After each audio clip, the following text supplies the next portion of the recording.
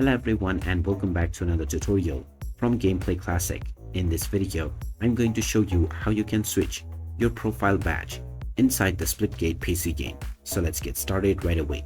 First of all, open up the Splitgate game on your device, and once you are taken into the home page, if you wish to change the badge that is shown alongside your profile within your banner, then simply click on the locker option at the top. Once you are taken into your locker page, click on your username, and now from the player card menu you can click on the badge option. This will now show you various different badges that are available for you to equip within your profile.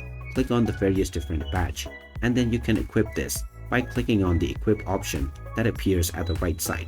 This will then show you how it looks within your profile and also set it within your account.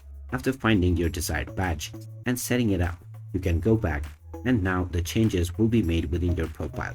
You can come back to this menu at any point of time to change your badge once again in the future. So there you have it. That is how easy it is to change the badge within your profile on the Splitgate PC game.